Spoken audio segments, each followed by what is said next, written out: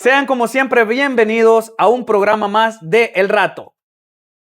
Hoy tenemos un invitado muy especial que tiene mucho recorrido en la ganadería y en la genética, así que déjenme presentarles a Eusebio. ¿Qué tal? Mucho gusto tenerte aquí, Eusebio. El gusto es mío y muchas gracias por tener este espacio que ayuda a fomentar el sector agropecuario en Honduras y Centroamérica. Háblanos un poco más sobre vos. ¿Quién es Eusebio? ¿Qué recorrido ha tenido dentro de la ganadería y la genética? Eusebio es un hombre apasionado por el sector agropecuario, un ingeniero agrónomo, y que sabe que el humano tiene pues dos naturalezas, cambio y movimiento, y si no hay esos dos elementos, pues se crea estancamiento. Entonces esa filosofía la llevo al trabajo, la llevo a la ganadería, en el cual pues insto a los ganaderos a mejorar sus índices productivos, reproductivos y pues mejorar el sector agroalimentario, porque todo lo que hacemos en campo a la hora de la hora termina en la mesa del consumidor. Muy bien, excelente. Y contanos un poco más de tu empresa de Núcleo Ganadero Genético y qué es lo que hace en Honduras, cuál es su misión, cuál es su visión, qué es lo que aspiran a hacer ustedes en unos próximos años.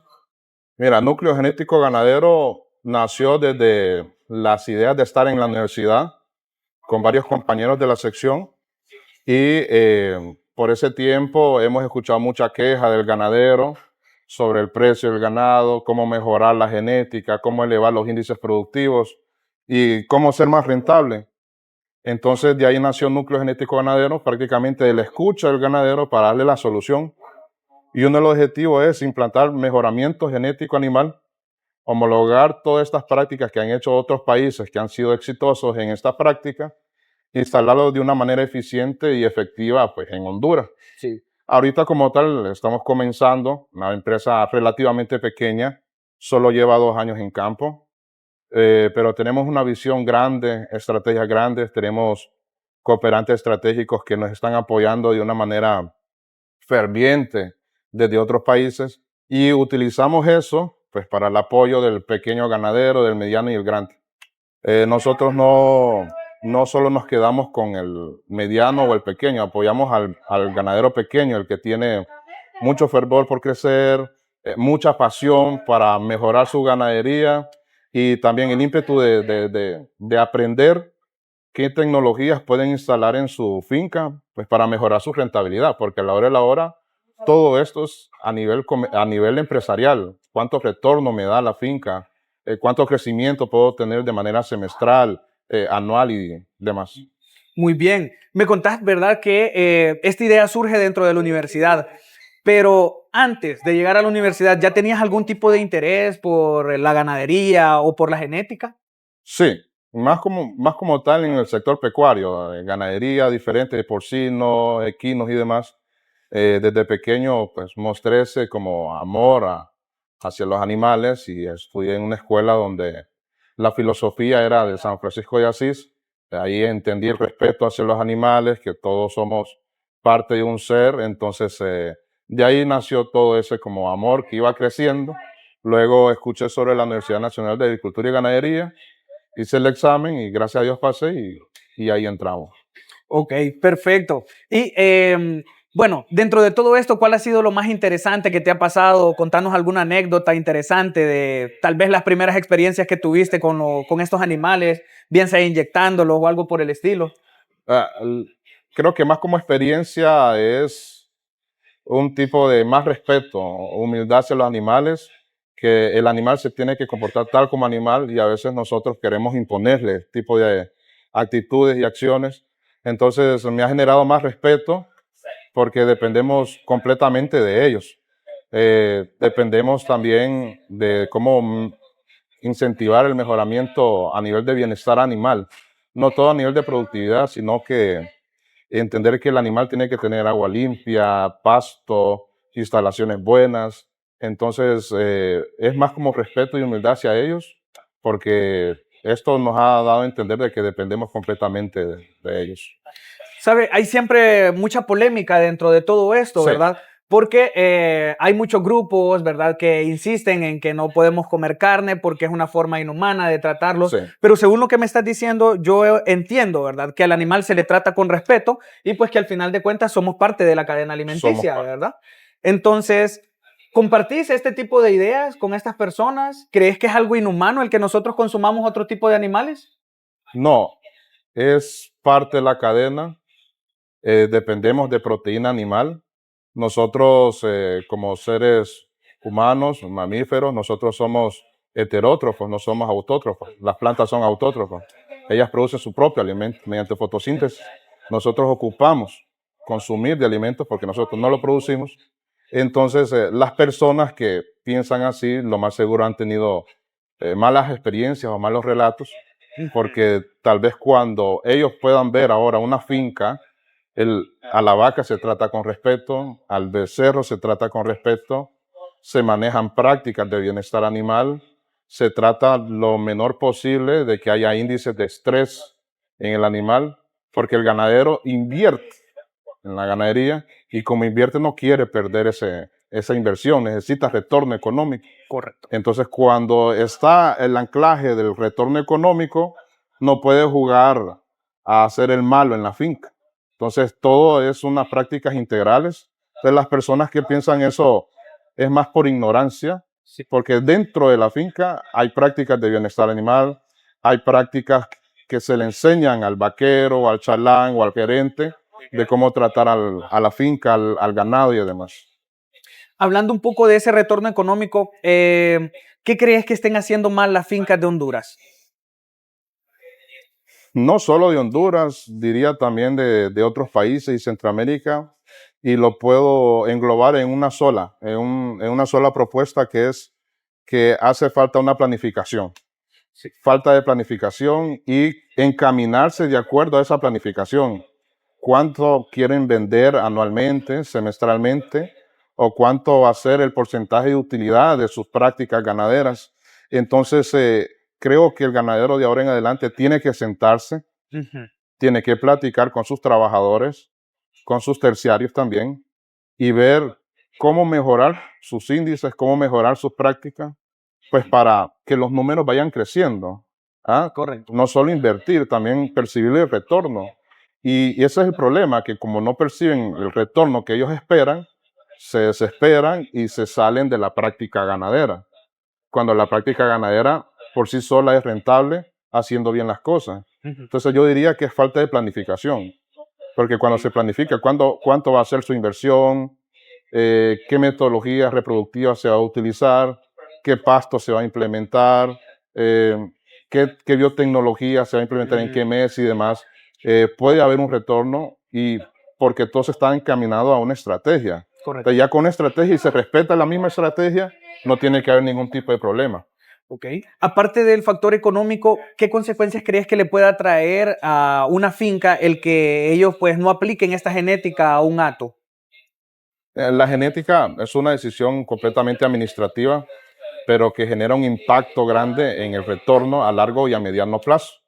Entonces, yo diría que es necesario, y vuelvo a repetir, sentarse, platicar cuál es el índice genético que contiene mi ganadería y hacia dónde quiero ir. Si quiero mejorar peso al destete, peso al año, habilidad materna, buscar toros que contengan ese tipo de características o casas genéticas o programas de mejoramiento genético que induzcan a mejorar esos índices y así poderlos instalar en su finca. Porque todo esto genera una eficiencia, efectividad y también, como habíamos dicho, el retorno del capital. Muy bien, eso suena excelente. ¿Por qué cree usted que sea tan rentable a largo plazo el poder aplicar genética dentro de nuestros hatos? Usted ya nos explicaba, ¿verdad?, de que podíamos tener mayor producción de leche, podíamos tener, aparte de eso, también mayor cantidad de carne, ¿verdad?, de un bovino. Entonces, sumado a eso, ¿qué más hay? Diría que la genética es rentable a largo y mediano plazo porque va ligado a base de datos, va ligado a números. Entonces, cuando los números se ponderan a nivel de selección, se pueden utilizar. Entonces, se mide las características que uno quiere mejorar y se utiliza pues, los toros o matrices que mejoran ese tipo de características. Porque ahora no es solo cantidades, tengo varias cabezas de ganado, de hembras o de machos, Ok. sino la calidad. Porque acordemos que todo impacto a nivel productivo de la ganadería también interfiere en la cadena al precio de la canasta básica y demás. Entonces ahora las personas exigen trazabilidad de la carne, exigen calidad de leche, exigen marmoleo en la carne. Ujú. Entonces creo que la genética se adecúa al mercado del consumidor y como se adecúa al mercado del consumidor, pues hay rentabilidad, Sí. porque hay demanda y oferta. Si no hubiera demanda y oferta, no existiría el sector, Ujú. pero hay demanda y hay oferta. ¿Ok? Entonces, cuando utilizamos la genética de manera empresarial, de que, bueno, estoy en un nicho donde compran X características en novillos, novillas, o X características en canal de carne, un Sí. ejemplo. Entonces, adecuas a ese objetivo y vendes, porque eso es lo que se vende, ¿ah? Es lo que se Ujú. consume. Entonces, vender lo que prácticamente se consume. Hay pérdida cuando uno vende o el ganadero vende lo que no se consume. Entonces, el Sí. ganadero tiene que aprender a interferir sus prácticas dentro de lo que se consume. Algo que me parecía bastante curioso era algo que me comentaban, que incluso un hato puede retroceder su calidad o puede estancarse. ¿Cómo funciona esto? Es decir, ¿una raza puede ir desmejorándose, por decir algo? No raza como tal, Ujú. sino selección genética. Ok. Todas las razas tienen su propio propósito, sus objetivos dentro de la finca. Entonces se puede mejorar dentro de la finca por prácticas o selecciones arraigadas a una metodología aislada. Cuando solo se utiliza el fenotipo o belleza racial, que solo compramos el toro o la vaca por su belleza racial o porque es Ujú. bonito, y tal vez no medimos qué grado genético tiene ese toro, qué heredabilidad contiene, cuál es su Ujú. genealogía, cuál es su prueba de progenie, y lo compramos solo por fenotipo, patrón racial, que no estoy diciendo que es malo. Lo que es malo es aislar esa práctica.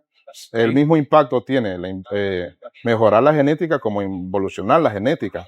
¿Ah? Porque tal vez vos querés mejorar peso al destete, pues, querés mejorar peso al año o perímetro escrotal y compraste tal vez un toro que no mejora esas características, que así ha sido seleccionado para otra característica. Entonces ahí es donde bajan los índices productivos y donde baja la rentabilidad en tu finca. Y ahí es donde comienzan pues, los problemas y los jalones de pelo cuando miramos los números Correcto. rojos. ¿Ustedes como NGG tienen alguna experiencia exitosa que nos quieran comentar sobre eso? Claro, actualmente nosotros estamos comenzando en fincas cebuinas, en ganado Brahman a nivel hondureño, y ya se está viendo pues la rentabilidad de cómo seleccionar animales mediante su fenotipo, su genotipo y demás, y también comenzar disciplinadamente las prácticas de registro de datos y pues ver que la selección tiene que estar ponderada por datos, Así porque los es. datos son los que mandan, los números son los que venden.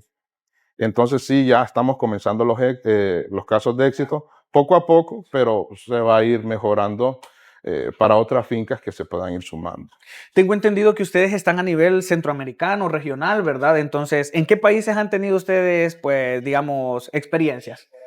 Bueno, hemos tenido relevancia pues, inicialmente en Honduras. Nosotros Bien. somos de La Paz, somos una empresa paceña, en el cual tratamos de mejorar el sector productivo de acá, Comayagua, Francisco Morazán, La Paz y demás. Después nos hemos estado moviendo en las ganaderías de Olancho y poco a poco hemos crecido a nivel de interferencia pues, en Guatemala, en Nicaragua. Hemos visitado ganaderías en Bolivia, en el cual hemos aprendido mucho en las prácticas que ellos han tenido para tener una ganadería empresarial, una visión de demanda y oferta, y pues las queremos homologar aquí en Centroamérica. Como le comentaba, estamos comenzando, sin embargo, son pasos lentos pero fuertes.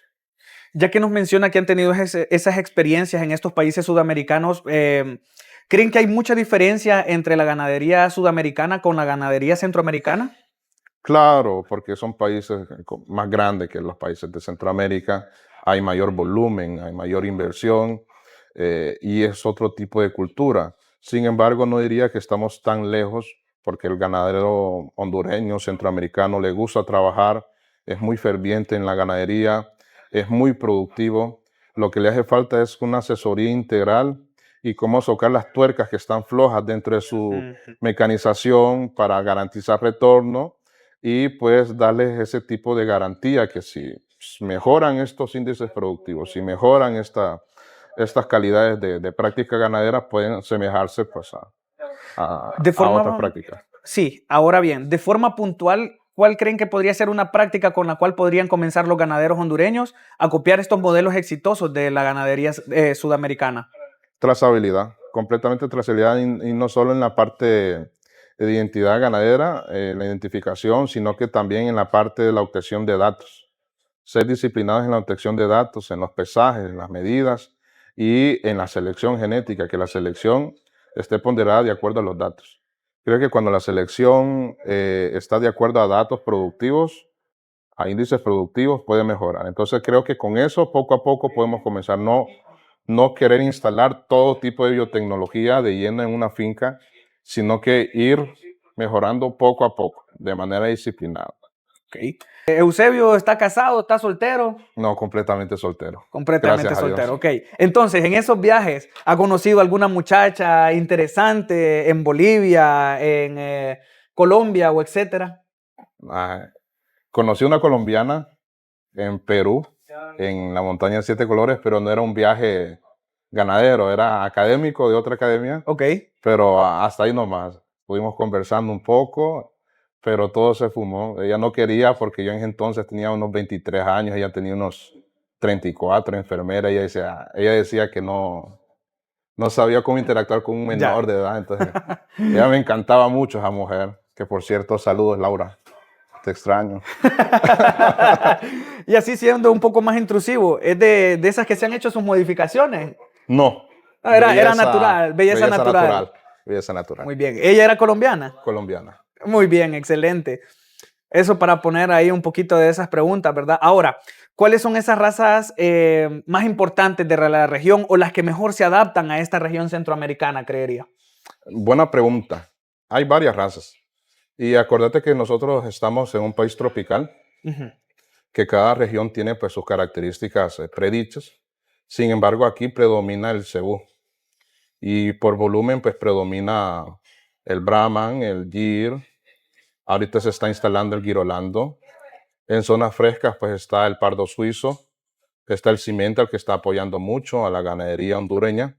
Entonces creo que son las ganaderías que hay que apuntar, las razas que hay que apuntar en Honduras a mejorarlas porque ya están completamente instaladas, ya están completamente pues adaptadas a la región hondureña y hay que enfocar en los ajustes de la mecanización de integración de tecnologías y demás, pues para mejorar la genética de ellos. ¿Cuáles son esas razas que son ideales para la carne?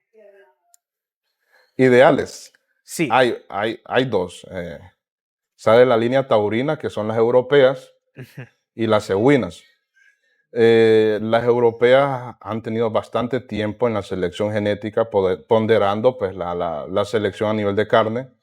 Podría decir que es Angus, Brangus, Senepol, Braford, que es una sintética. Pero a nivel cebuino, pues el que predomina acá en Honduras es el Brahman. Ahorita están trayendo mucho, el Nelore de Brasil. Entonces son unas ganaderías que se han seleccionado características de retorno económico a nivel de carne, que son a nivel de pesos, a nivel de dimensiones y a nivel de calidad de carne. Área del ojo del lomo, marmoleo, terneza, si es a nivel de crecimiento, peso al nacimiento, al destete, al año, si a nivel reproductivo, son características que se miden que van relacionadas a la reproductividad y productividad, perímetro escrotal, habilidad materna. Entonces son características que están ligadas completamente a la producción de carne. Correcto. Y a la habilidad que tiene pues, la hembra y el macho dentro del desempeño en la finca. Muy bien. Ahora, para reproducir y para hacer estos cruzamientos, ¿cuáles crees que sean las mejores razas? Sumado a eso, te voy a agregar una pregunta más, y es ¿cuáles son esos errores que comete la gente al elegir esos toros y vacas? Porque me comentaste que muchas veces se elegían por estética, pero aparte de eso, ¿qué más? Bueno, no diría raza, porque la raza se puede adecuar a la finca. Acuérdate que cada finca es diferente, cada finca tiene un presupuesto diferente, pastura diferente, región diferente. Entonces, yo diría que la selección toda tiene que ser de acuerdo a parámetros genéticos. ¿Ah? Tenemos mucha accesibilidad ahora en catálogos de toros que tienen su propia evaluación genética. Entonces pueden comenzar de acuerdo con toros que contengan evaluación genética que se adecue a su objetivo y que se adecue a su finca. Si quieren vender calidad, si quieren vender cantidad y si quieren vender pues, becerros o hembras. Bien. Hay varios toros, hay varias casas genéticas que han ponderado su selección de acuerdo a diferentes características, ¿ok? Igual grupos o asociaciones ganaderas. Entonces, más que raza, es la selección genética que ellos necesitan. Como habíamos dicho anteriormente, de acuerdo a la planeación. Si vos querés mejorar algún tipo de característica, tenés que utilizar animales que contengan esa heredabilidad. Correcto. Bien, ahora, una pregunta más. Yo he visto, ¿verdad? Estos toros Brahman se caracterizan por tener una joroba, ¿verdad? Una jiba. Ajá, jiba, esa es la forma correcta de llamarlo. Y por lo general tienden a ser bastante robustos. Pero no sé si es una raza que sea brava, por decir algo, es una raza agresiva o es una raza dócil. Actualmente es una raza dócil, porque también la selección va a tener pues mayormente animales dóciles y ahora lo que se quiere en ganadería cieguina es que tengamos animales dóciles en la finca, fáciles de manejar, porque eso va incluido también tanto como en el bienestar del ganadero, del vaquero, como también del animal. Nosotros no ocupamos animales bravos o estresados, porque se iría para abajo toda la rentabilidad, todos los índices. Nosotros ocupamos pues animales que sean dóciles, que tengan facilidad de engordar, de crecimiento. Entonces, entre la docilidad está la selección genética, entonces diría que ahora pues son mayormente dóciles. No diría que no hay uno que otro mal portado, bravo, pero sí hay dóciles. De todas esas razas que has conocido, ¿cuál catalogarías vos como la más brava? O, por ejemplo, yo he visto que muchas veces hacen rodeos, ¿verdad? Entonces, donde montan toros y demás. Entonces, ¿qué tipo de razas son esas las que utilizan? Bravas. Sí. Que se caractericen por eso. Por ser un animal que muy pocas veces ha sido domado. Aparte de la mujer. Nada. Funable No, ahí. me voy a quedar con las mujeres porque si digo razas va a haber pelea ganadera. Porque como te digo, es a nivel de selección. Pero un ejemplo, se ha mal interpretado de que el Nelore es bravo, un ejemplo que es brasileño. Sin embargo, ahora la misma selección genética pues, se está teniendo en la misma raza animales completamente dóciles, ¿ok? Creo que lo bravo viene de la falta del manejo y la falta de la mano del ganadero dentro de la finca.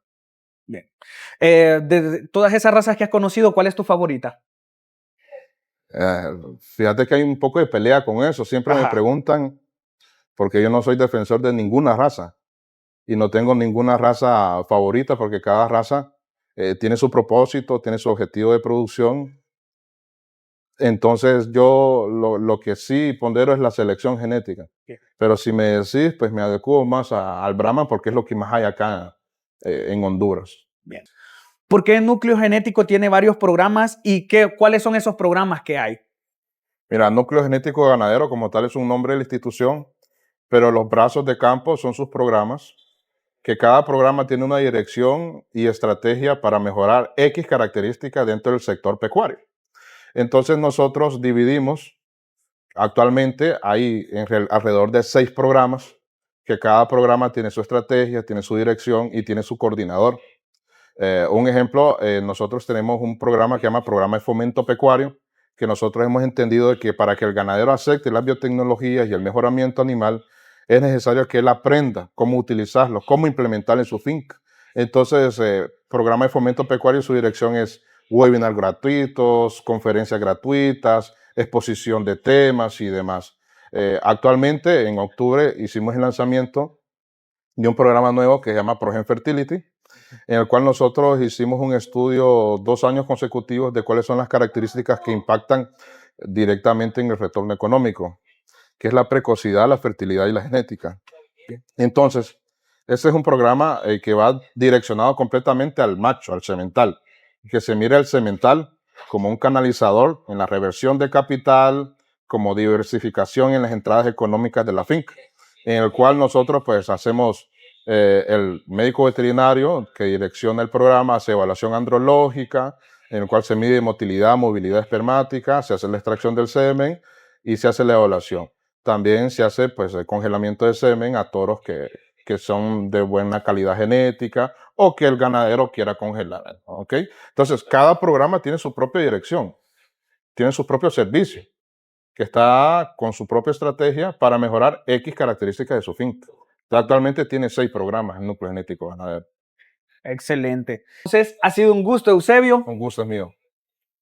Muchas gracias a ustedes por ver un capítulo más de El Rato. Vamos a estar trayendo historias exitosas de hondureños que le ponen garra, que le ponen corazón a todos esos proyectos que emprenden. Así que hoy tuvimos a Eusebio. La siguiente semana tendremos un invitado especial.